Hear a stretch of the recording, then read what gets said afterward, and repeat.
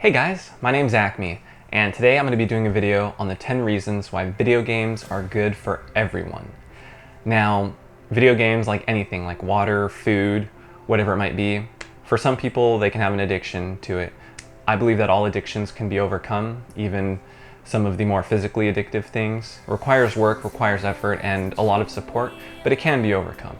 So in this video, I'm going to be talking about the 10 ways that video games can be beneficial for everyone who maybe isn't struggling through the early stage of an addiction to video games.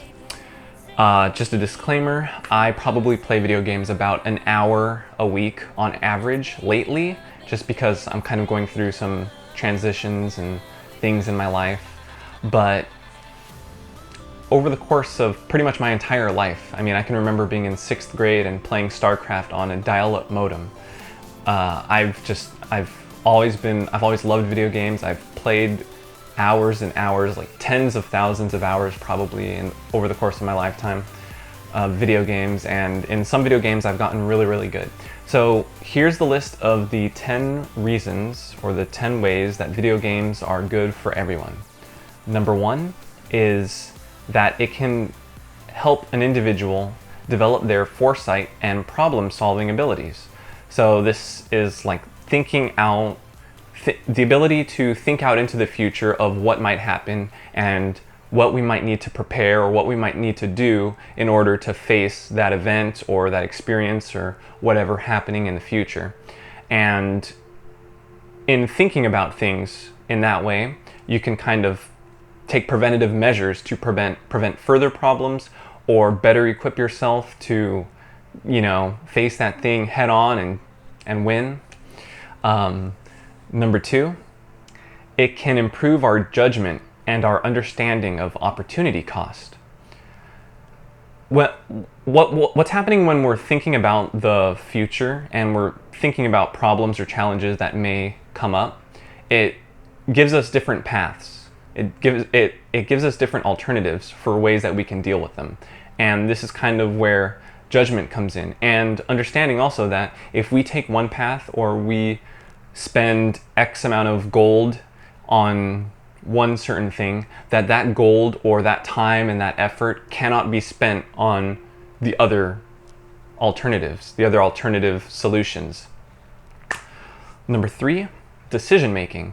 So now that we've thought about the future, now that we're kind of weighing the different alternatives, the different ways to prepare for something in the future, we have to come to a decision on what the best course of action is.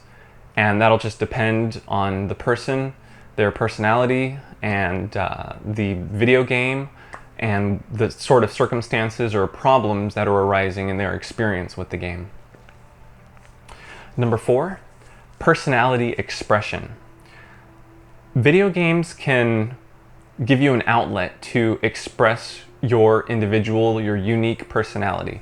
And so from person to person, things will change, and what kind of things you do in the video game, your reasoning behind why you're doing those things, and your ability to pretty much express yourself through that video game. Number 5, it can help moderate social behavior. I think this happens also while we're in school, but if you're playing a multiplayer game online, not just a single player game on a console or something, if you're playing a multiplayer game online with a bunch of other people, you kind of learn 2 different skill sets. 1, how to be a productive team member, how to cooperate with your teammates, get along with them, and work together toward a common goal. And 2, you learn how to be a good winner or a good loser and not be a sore loser. You learn how to have sportsmanship and conduct yourself in a mature way toward your opponents. So those are 2 pretty big social aspects to video gaming. Number 6, concentration. In video games, especially video games that have higher skill caps, if you aren't concentrating, you're just going to lose all the time. Especially if it's a multiplayer game that requires a high skill cap. you're not going to be able to do very well unless your opponents also have trouble concentrating. And sometimes if a game is just kind of boring, it'll be hard to concentrate on it, but you can always find a different game and maybe something that's a little bit more engaging to you and can actually help you develop that concentration muscle. Number 7, video games can help you develop your reflexes and hand-eye coordination. And just because some video games, especially first-person shooters, they require you to develop a bit of accuracy and speed when it comes to visual stimuli that, bad guy jumps out from the bush with an AK-47 and you have to respond to that. And if you don't respond quickly enough, then your character will get shot and then you have to wait until the next game starts. Number 8, video games can activate our natural human drive to be challenged. I think nowadays a lot of people have trouble figuring out what their purpose is in life, or what their passions are or their desires, because those people aren't maybe being challenged enough. If we look back even 100 years, 50 years, 30 years, life, I think, was probably a little harder. We didn't have all the amazing conveniences of modern technology and this super efficient or super mass production of foods and consumer goods and things like that. And so probably growing up for a lot of our parents, grandparents, life was much more challenging, and so many of them had much clearer paths, much more clarity in their lives, because these problems were things that they could focus on, things that kind of guided their paths and that directed their course.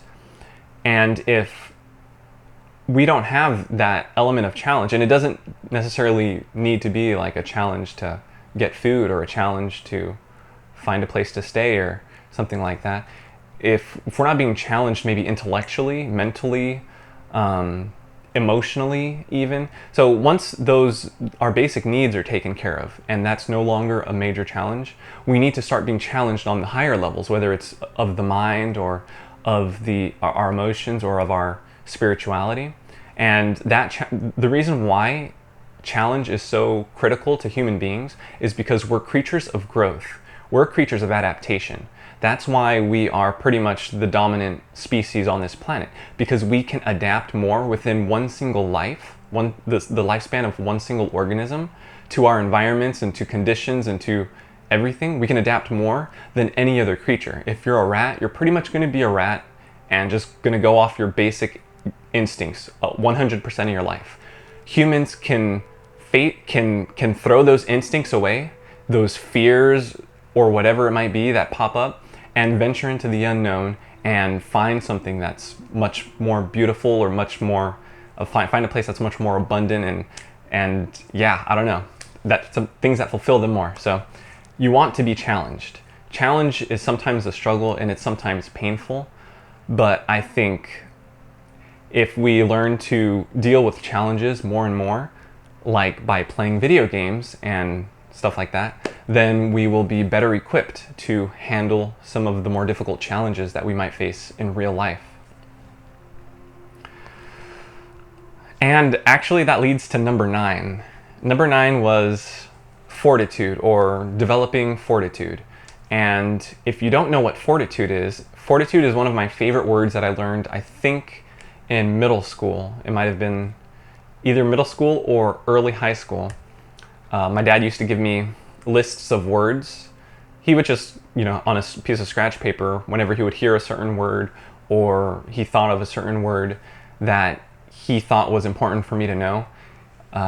He's very well educated and very smart, and he loves words and stuff like that. And so he would give me these lists, and I would make 3x5 cards out of them, and I would make basically flashcards to learn all these different words. And anyway, so fortitude is mental and emotional strength in facing difficulty, adversity, danger, or temptation courageously. Again, Fortitude is mental and emotional strength in facing difficulty, adversity, danger, or temptation courageously. Video games are fun because they challenge us. They present pretty much all of these things to us. And we can use video games to learn how to process these things, how to have these things kind of jump in our face, and for how we can best ourselves deal with that thing, diffuse that problem, or overcome that obstacle, that hurdle, and be victorious. Number 10, fulfillment. And that's the whole purpose of the challenge, that there's something that we would like to fulfill, something that we would like to overcome, and when we do, we experience fulfillment.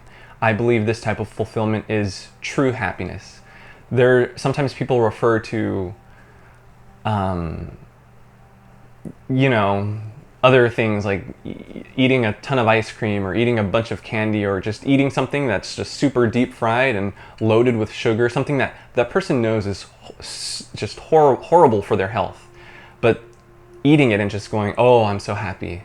Or maybe some people get off on bullying others, and you say like a witty remark or something that's kind of insulting, and then someone actually gets upset about it. Maybe you're a troll and you like to do this to people and just kind of push people's buttons unnecessarily, and those people, maybe they feel happy from that, but I wouldn't say that's happiness. I'd say that's more kind of like a lower frequency, just satisfaction, kind of like when the ego gets satisfied.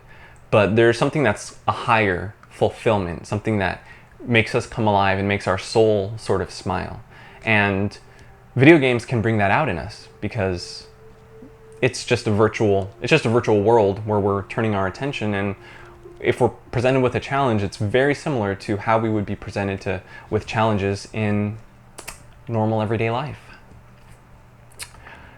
Number 11, playing video games can actually be profitable. There are a number, and I believe it's a growing number, of professional gamers, professional online video game streamers, entertainers, video game comedians, video game sort of celebrities, like online Kim Kardashians, but they're just sitting at their computer playing games and on a little webcam. And so if video games are kind of your thing and you like to express yourself, put yourself out there, I guess if you also have a decent internet connection and probably a good enough computer to run the video game and live stream all of that visual and auditory data, then you could try that. You might be able to build an audience. People might donate to you. People might subscribe to you, whatever it might be. And some people have legitimately formed lucrative careers from playing video games, from doing the things that they love.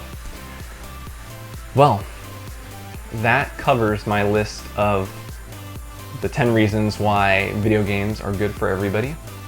I hope you liked it, and if you did, go ahead and give me a thumbs up. If you really liked it, click subscribe, and if you didn't like it, then you don't have to do any of that stuff. If you need to reach me, you can email me at acmericatv@gmail.com, or you can just leave a comment or whatever. If you want my opinion on something or want me to share some life experience stuff, or if you just have a really random question, I'll probably answer it anyway and kind of give my take on whatever that might be. Hope you're having a wonderful day, and I'll see you next time.